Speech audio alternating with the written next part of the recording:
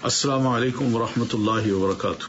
الحمد للہ رب العالمین والصلاة والسلام علی رسولہ محمد وعلی آلہ واصحابہ اجمعین، اما بعد فاعوذ باللہ السمیع العلیم من الشیطان الرجیم، بسم اللہ الرحمن الرحیم۔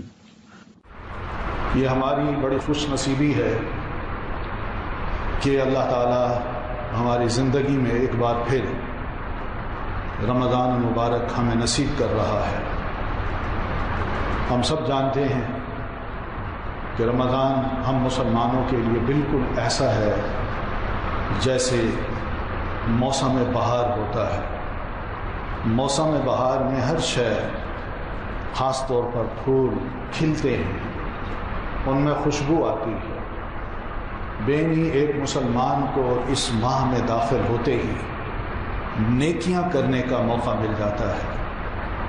وہ نیکیاں خود بھی کرتا ہے اور دوسروں کو بھی نیکی پر ابھارتا ہے، اور دوسرے بھی اس نیکی میں شامل ہو جاتے ہیں۔ یہی وجہ ہے کہ اس ماہ کو اللہ تبارک و تعالیٰ نے شہر رمضان کہا ہے، الذی انزل فیہ القرآن، جس میں اللہ تعالیٰ نے قرآن اتارا ہے۔ اور ہمارے پیارے نبی صلی اللہ علیہ وسلم نے اس ماہ کو ایک بڑا خوبصورت نام دیا ہے۔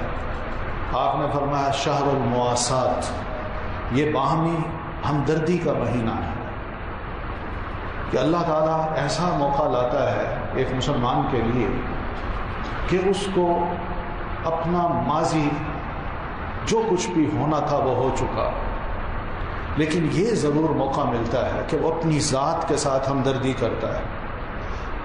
اور ہمدردی کیا ہے؟ یہی سوچتا ہے کہ سارا سال گزرا، نیکیاں کرنے کا موقع نہیں ملا، کم نیکیاں کر سکا، قرآن مجید کی تلاوت کم کر سکا، نمازوں کی پابندی کم کر سکا، اسی طرح بھلائیاں بے شمار ہیں، ان کے بھی مواقع ملتے رہتے ہیں، ان بھلائیوں کے چانسز بھی ملے مجھے، مگر کم کرنے کی توفیق ملی۔ اب رمضان آ رہا ہے، اس رمضان میں یہ احساس جاگتا ہے ایک مومن کا کہ میں کوئی نہ کوئی نیکی کروں، کچھ تو کروں جس کا بڑے سے بڑا درجہ اس ماہ میں پالوں۔ اور پھر ہمدردی کو آپ دیکھیں کہ انسان اپنے ساتھ کیسے ہمدردی کرے۔ حدیث میں آتا ہے، پیارے نبی صلی اللہ علیہ وسلم فرماتے ہیں، رمضان کے داخل ہوتے ہی فرشتہ آواز لگاتا ہے۔ آوازیں ایسے نہیں آتی، رسول اللہ صلی اللہ علیہ وسلم فرمائے تو اس کو ہم آواز کہیں گے، یہ نہیں کہہ سکتے کہ آواز آتی ہے۔ اللہ کے رسول فرماتے ہیں فرشتہ آواز دیتا ہے، اناؤنسمنٹ کرتا ہے، اور ہم سب کو یہ کہتا ہے، یا باغی الخیر اقبل و یا باغی الشر اقصر، او نیکی کے چاہنے والے آگے بڑھو۔ موقع ہے، یہ رمضان بہترین موقع ہے، نیکی کرنی ہے، واقعی نیکی چاہتے ہو اور چاہتے ہو کہ اللہ تعالیٰ تمہیں زیادہ سے زیادہ ثواب دے، تو اقبل، آگے بڑھو، آؤ رب کی طرف۔ روزے رکھو گے ٹھیک ہے، افطار بھی کر لو گے، سحری بھی کر لو گے، رات کو تراویح بھی پڑھو گے، یہ نیکیاں ہم کرتے ہیں، رمضان کی ایک روٹین ہے۔ مگر یا باغی الخیر اقبل، بھلائیاں اور بہت سی ہیں، ان کو پانے کے لیے آگے بڑھو۔ ایک نیکی کرو گے اللہ کے ہاں اس کا 70 درجے زیادہ ثواب ملے گا۔ یہ ہمدردی اپنے آپ سے، ہم مسلمانوں کو یہ فرشتہ اکسا رہا ہے کہ اپنے ساتھ ہمدردی کرو، اپنے آپ کو دیکھو، اپنا مستقبل دیکھو، اپنا بھلا کرو۔ یا باغی الخیر اقبل و یا باغی الشر اقصر، اور اے برائی کے چاہنے والے تھم جا، رک جا، خیال کر۔ یہ مہینہ ایسا نہیں ہے کہ جس میں تم اس قسم کے کام کرو، یہ زیب نہیں دیتا۔ شر کو چھوڑو، اور مہینوں میں تم کر رہے تھے کرتے رہے، لیکن اب مہینہ جو آیا ہے اب تھم جا، رک جا، ایسے کام اب مت کر۔ یہ ہے نیکی کرنے کی دعوت، خود بھی کرو اور دوسروں کو بھی اکساؤ، ان کو بھی شامل کرو۔ یہی وجہ ہے کہ اس ماہ میں ایک مسلمان کے اندر اس کا اپنا ایمان، اس کی نیکی جاگتی ہے اور وہ آگے بڑھتا ہے اور پھر نیکیاں کرتا ہے۔ یہ بات ہمارے ذہن میں ہونی چاہیے کہ اکثر و بیشتر ہم لوگ سوچتے ہیں کہ وہ بڑی سے بڑی نیکی کریں، مگر ہمارا دین کہتا ہے معمولی سی بھی نیکی ہو اس کو بھی حقیر نہ مانو، مت سمجھو کہ یہ حقیر ہے۔ اللہ کے ہاں معلوم نہیں کتنا بڑا درجہ پا لے۔ اور پھر چھوٹی چھوٹی نیکی انسان کرتا ہے، سوچتا ہے کہ اس نیکی کا کیا ثواب ملے گا، لیکن ساری عمر کی یہ چھوٹی نیکیاں بندہ جب کر بیٹھتا ہے تو کل قیامت کو اللہ تعالیٰ بہت بڑے پہاڑ کی صورت میں اس کے سامنے رکھ دیتا ہے کہ یہ تمہاری وہ نیکیاں تھیں جو تم نے دنیا میں کی۔ اس لیے معمولی سی نیکی کو بھی حقیر نہیں سمجھنا چاہیے۔ یہ مہینہ جہاں ہم پر اللہ تعالیٰ روزے فرض قرار دیتا ہے کہ بالغ، عاقل، سمجھدار، صحت مند انسان، اس پر روزے فرض ہیں، چاہے وہ مرد ہے یا عورت، اس پر روزے فرض ہے۔ وہاں اس روزے کے کچھ احکام ہیں، وہ بھی الحمدللہ آپ سنتے ہیں، لیکن اس کے ساتھ ساتھ یہ بھی حکم ہے کہ اس ماہ میں قرآن مجید کے ساتھ ایک گہرا تعلق مسلمان کا ہونا چاہیے۔ اس ماہ میں خاص طور پر کون سی نیکیاں کی جائیں اس ماہ میں، کیا کچھ کریں کہ ہماری ذات، ہماری اپنی شخصیت بہتر سے بہتر بن جائے اور ہمارے ہر عمل سے نیکی پھوٹے، ہمارے ہر عمل سے، ہمارے ہر کلمے سے، ہر لفظ سے گلاب کے پھول کی طرح خوشبو نکلے۔ نیکیوں کا مہینہ، بہار مسلمان پر آنی چاہیے، تو اس کے لیے چند ہدایات ہیں جو ہمارے دین نے ہمیں دی ہیں، جو ایک ایک مسلمان کو اس ماہ میں اپنے اوپر لازم کر لینی چاہیے۔ اس میں پہلی بات تو یہ ہے کہ اللہ کا ذکر زبان پہ ہو، اور اللہ کے ذکر سے مراد یہی ہے کہ اٹھتے بیٹھتے آتے جاتے زبان اللہ کے ذکر سے تر رہے۔ سبحان اللہ، الحمدللہ، اللہ اکبر، لا الہ الا اللہ۔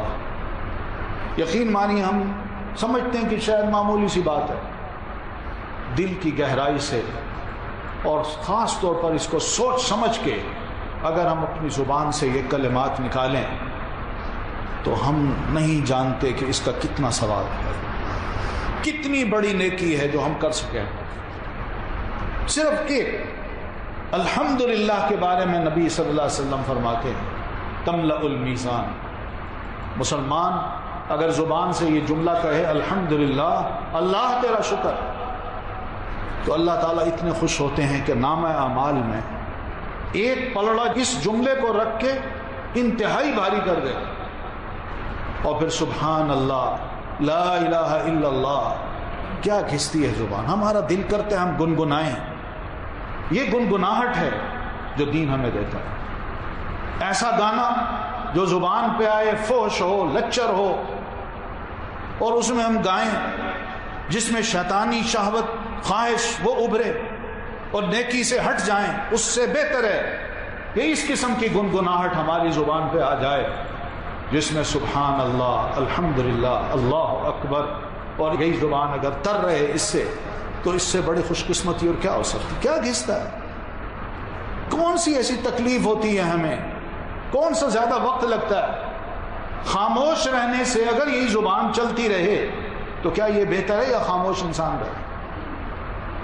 ایک تو تاکید یہ کی ہے کہ ان دنوں میں زبان پر اللہ کا ذکر مسلمان کے جاری ہونا چاہیے۔ اسی طرح استغفار ہے۔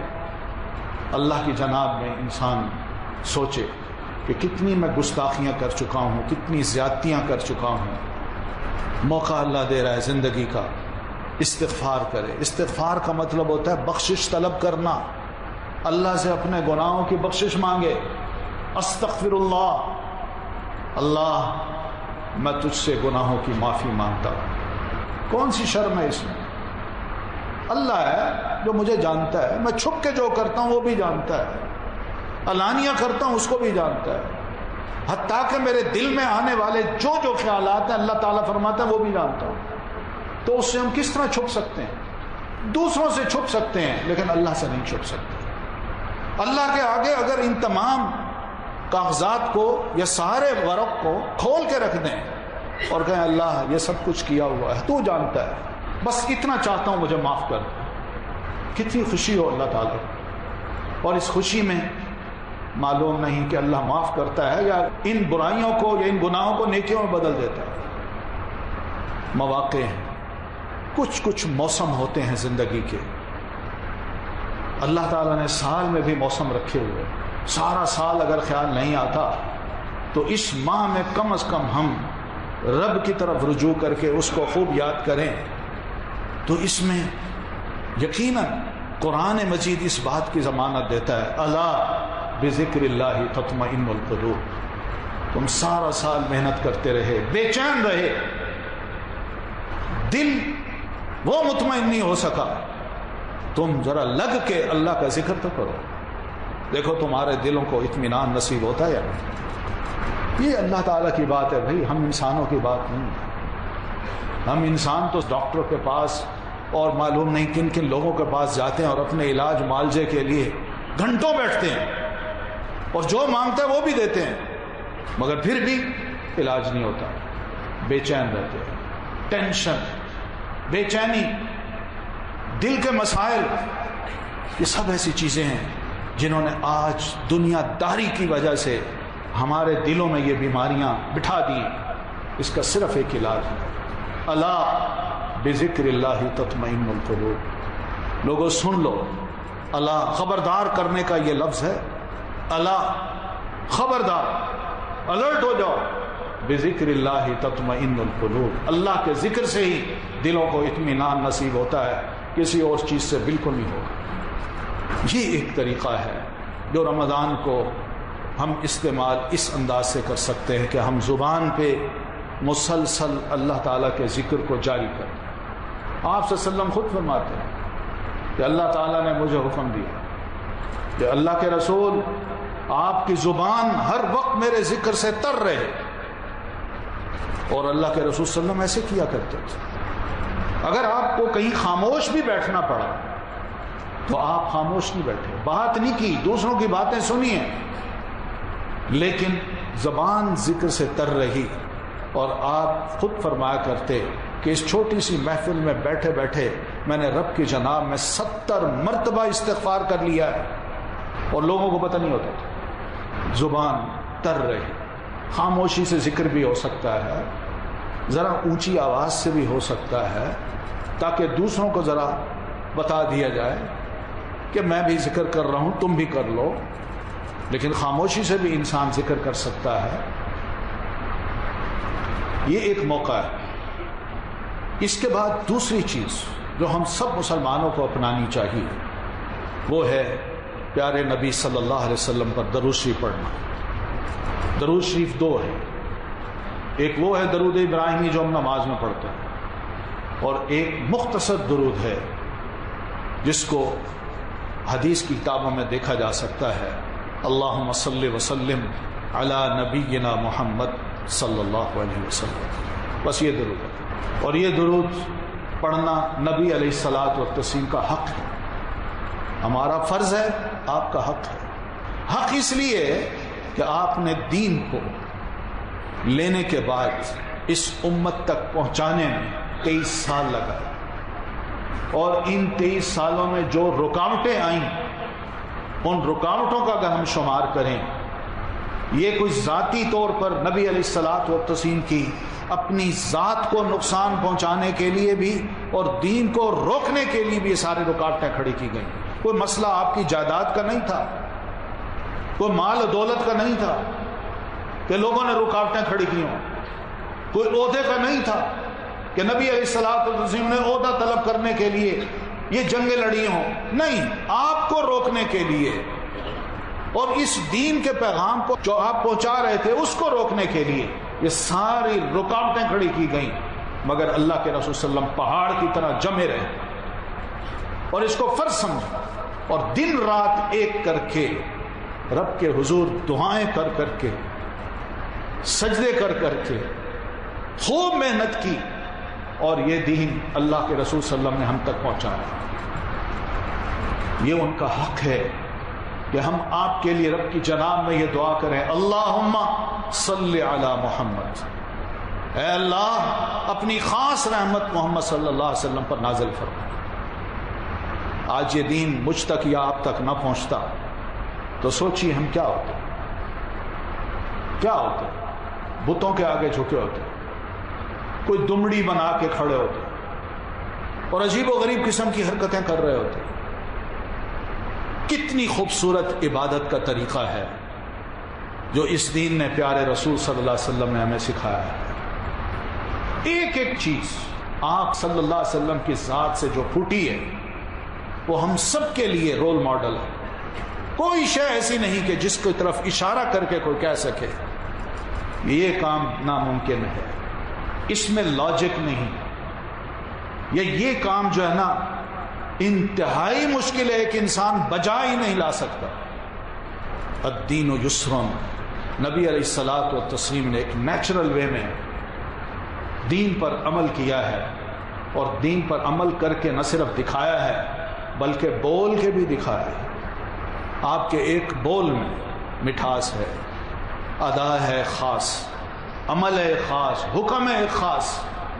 کوئی ایسی چیز نہیں جو خلاف فطرت ہو، یا کوئی ایسی چیز نہیں کہ کوئی انسان سنے اور اس کا مذاق اڑائے اور کہے یہ کیسے ممکن ہے۔ نہیں، ہر بندہ جس سطح پر بھی ہے وہ کم از کم نبی علیہ الصلوۃ والتسلیم سے اپنے لیے کوئی نہ کوئی بات لے کے قابل عمل سمجھ سکتا ہے اور اس پر عمل کر سکتا ہے۔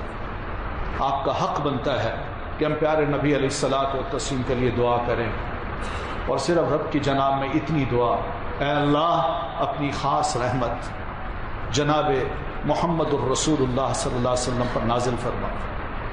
ان اللہ وملائکتہ یصلون علی النبی، اللہ خود فرماتے ہیں اس نبی کے کام سے میں اتنا خوش ہوں، اتنا راضی ہوں کہ میں نہیں، میرے ساتھ فرشتے بھی پیارے نبی علیہ الصلوۃ والتسلیم پر خاص رحمت اللہ فرماتے ہیں میں نازل کرتا ہوں، اور فرشتے رب کی جناب میں دعا کرتے ہیں کہ اللہ اپنے اس پیارے رسول صلی اللہ علیہ وسلم پر خاص رحمت نازل فرما۔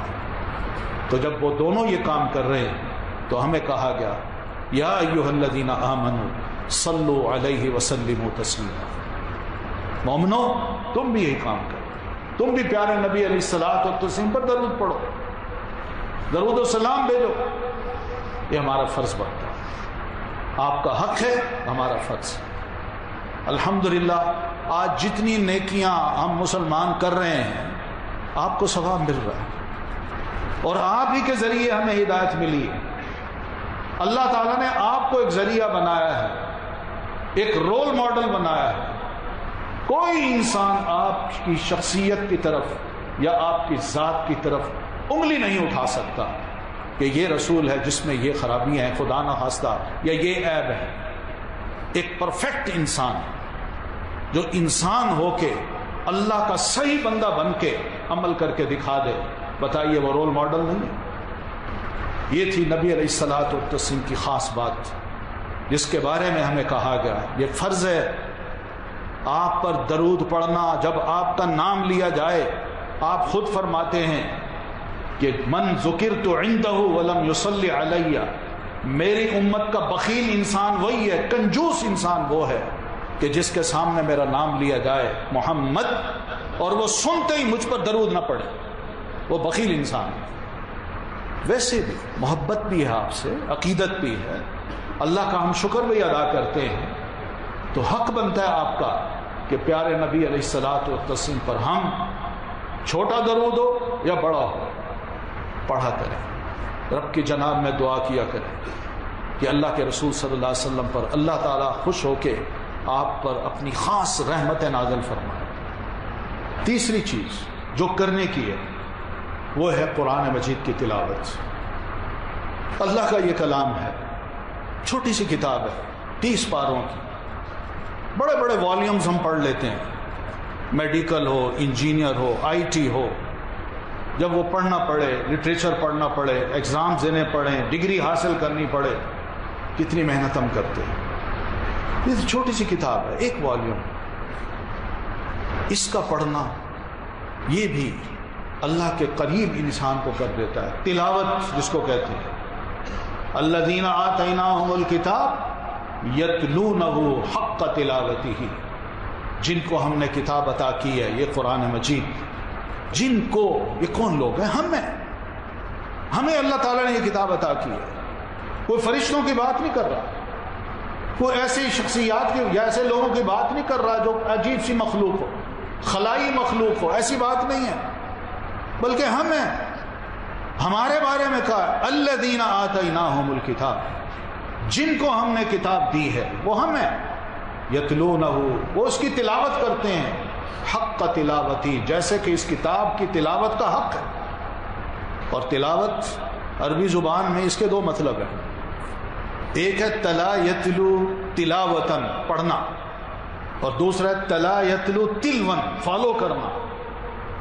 یہ دونوں معنی اس میں ہیں، میں پڑھتا جاؤں، سمجھتا جاؤں، اور عہد کروں اللہ تعالیٰ سے میں اس کو فالو بھی کروں گا، جو تیرے حکم ہے اللہ میں اس کو مانوں گا، آج سے عمل شروع۔ یہ حق تلاوت، یہ عام سی کتاب نہیں ہے، ایک زندہ کتاب ہے، زندہ، جو ہمیں زندگی دیتی ہے۔ آج بھی ہمارا کوئی مسئلہ ہو، قرآن مجید اس زندہ کتاب کی حیثیت سے ہمارے سامنے ان مسائل کا حل پیش کرتا ہے۔ معمولی کتاب نہیں ہے، اس کتاب سے ہم بہت کم فائدہ اٹھاتے ہیں۔ کم از کم تلاوت تو ہو جائے، یہ عہد تو ہو جائے، اللہ اس مہینے میں قرآن مجید کی تلاوت کے ساتھ ساتھ یہ عہد کرتا ہوں کہ قرآن مجید کو سمجھوں گا اور جو یہ کہے گا ویسا اپنے آپ کو بنانے کی کوشش کروں گا۔ ورنہ علماء پہلے کہا کرتے تھے، یہ ہمارے بارے میں پہلے کہا کرتے تھے کہ کچھ لوگ ایسے ہیں جو قرآن مجید کو پڑھتے ہیں اور قرآن مجید ان کے لیے دعا کر رہا ہوتا ہے، اللہ اس پر اپنی رحمت نازل فرما۔ یہ کون لوگ؟ یہ یتلونہ حق تلاوتی، جو قرآن مجید کی جب تلاوت کرتے ہیں تو ساتھ ساتھ سمجھتے جاتے ہیں، عہد کرتے جاتے ہیں، اللہ تیرا کلام مجھے یہ کہہ رہا ہے کہ میں یہ کروں، میں عہد کرتا ہوں کہ آج کے بعد میں ایسا ہی کروں۔ اور کچھ لوگ ایسے ہیں کہ رب قارئ یقرأ القرآن والقرآن یلعنہ، کچھ قرآن مجید کے پڑھنے والے ایسے بھی ہوتے ہیں جو قرآن تو پڑھ رہے ہوتے ہیں مگر قرآن ان کو لعنت بھیج رہا ہوتا ہے۔ وہ کیسے؟ قرآن مجید اگر یہ کہے میں تلاوت کر رہا ہوں، قرآن مجید اگر مجھے یہ کہے الا لعنت اللہ علی الکاذبین، جھوٹوں پر اللہ کی لعنت ہوا کرتی ہے، میں پڑھوں، حکم سمجھوں، مگر یہ کہوں میں جھوٹ نہیں چھوڑ سکتا، یہ کام میرے لیے مشکل ہے، کوئی جھوٹے کام نہیں چھوڑ سکتا، میرے لیے یہ کام مشکل ہے، تو اب بتائیے کیا قرآن مجید اس کے لیے دعا کرے گا؟ بلکہ قرآن مجید کے یہ الفاظ اس کو سمجھا رہے ہیں، تو بھلے بندے تم قرآن کو مانتے ہو، قرآن یہ کہہ رہا ہے، میں یہ کہہ رہا ہوں، مگر تم ماننے کی ٹھان نہیں رہے اور گزر جاتے ہو ایسے، پرواہ نہیں کر رہے۔ یہ ہے وہ چیز جس کو کہا گیا کہ تلاوت ایسی ہونی چاہیے کہ یتلونہ حق تلاوتی، اور ہم سب جانتے ہیں اس کے ایک ایک حرف کی ادائیگی پر اللہ تعالیٰ 10 نیکیاں دیتا ہے، لفظ نہیں، حرف، الف لام میم، یہ 3 حرف ہیں، ایک حرف کی ادائیگی پر 10 نیکیاں ملتی ہیں اور 10 گناہ معاف ہوتے ہیں۔ سوچئے کتنا ثواب ہے، اور رمضان کے مہینے میں اگر اسی قرآن مجید کی تلاوت کی جائے تو آپ سوچیں کئی گنا یہ ثواب بڑھ سکتا ہے، کئی گنا۔ ہمارے کچھ ساتھی یہ بھی کہتے ہیں قرآن مجید پڑھنا نہیں آتا، اب بوڑھے ہو گئے ہیں، بچوں کی طرح یا طوطوں کی طرح ہم سے پڑھا نہیں جاتا۔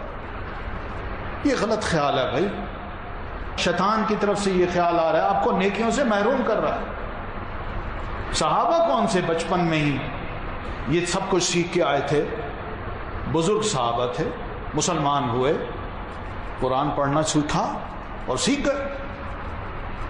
کون سی مشکل ہے ایسی کہ جس کو ہم نہیں سیکھ سکتے؟